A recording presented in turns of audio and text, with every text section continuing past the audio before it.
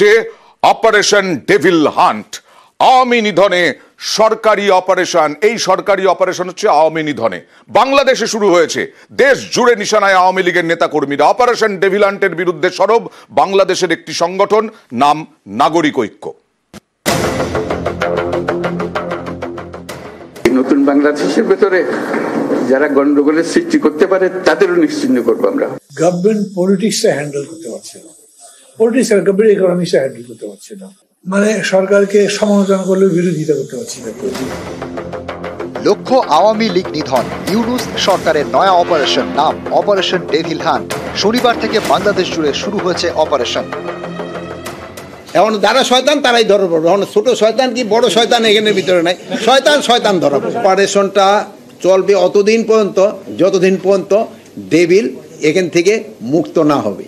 এখন যেমন operation devil hunt, devil গুলো সব পালিয়ে গেছে, তখন ঘুমিয়েছিল, সবকে ক্যান্টনমেন্টে জায়গা দিয়েছিল, তারপরে আবার বিশেষ পাহারায় পাঠিয়ে দিয়েছে। এখন ডেভিল কই পাবে? ডেভিলদের চাপ আছে কয়েকটা, মানে এগুলোতে তো ভয় পাওয়ার মতো ঘটনা থাকে। শুক্রবার রাতে বাংলাদেশের গাজীপুরে আক্রান্ত আওয়ামী লীগের নেতা।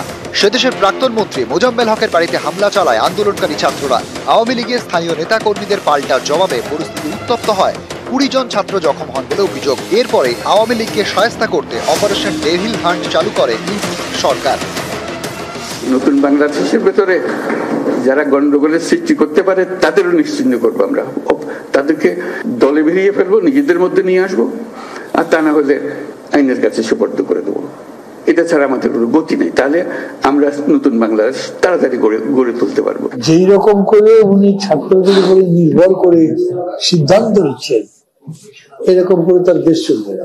ফাঁসিবাদের বিরুদ্ধে লড়াইয়ে জয়যুক্ত হওয়ার কারণে ছাত্রদেরকে আমরা মাথার তাজ বানিয়ে দিই। এখন আমরা মনে করি আমাদের কথা বলছি, কিন্তু তার মানে তাদেরকে সিংহাসনের সর্বোচ্চ সিদ্ধান্তের জায়গায় বসিয়ে দিলে সেই সিদ্ধান্ত যে ম্যাচিউর হবে সেরকম তার মনে করার কারণ নেই।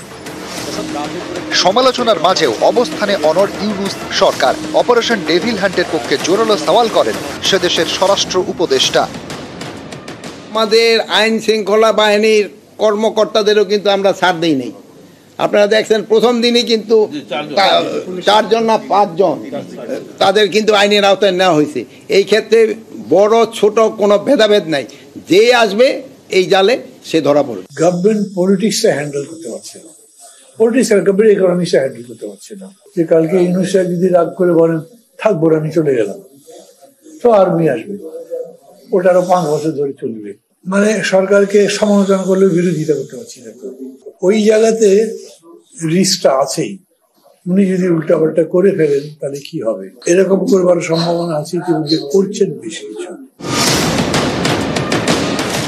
এখন যারা শয়তান তারাই ধরা পড়বে। এখন ছোট শয়তান কি বড় শয়তান এখানের ভিতরে নাই, শয়তান ধরা পড়বে। এই অপারেশনটা চলবে অতদিন পর্যন্ত যতদিন পর্যন্ত ডেভিল এখান থেকে মুক্ত না হবে। পুলিশের কোনো চেঞ্জ হয়নি, ওরা তো গ্রেপ্তার বাণিজ্য চালিয়েই যাচ্ছে। এখন এগুলো যদি অন্যান্য না বুঝে করতে থাকেন তাহলে কি গণতন্ত্র হবে? ভোটও তো ঠিক করতে পারবে। শনিবার রাত থেকে শুরু হয় অপারেশন ডেভিল হান্ট। দেশ জুড়ে আওয়ামী লীগের নেতাকর্মী খুঁজতে তল্লাশি চলে। ময়দানে নামে পুলিশ থেকে সেনা, র্যাব, বিজিবি থেকে বাংলাদেশের গোয়েন্দারা। অপারেশন শুরুর প্রথম 12 ঘন্টায় 1308 জনকে পাকড়াও করা হয়। নিউজ 18 বাংলা।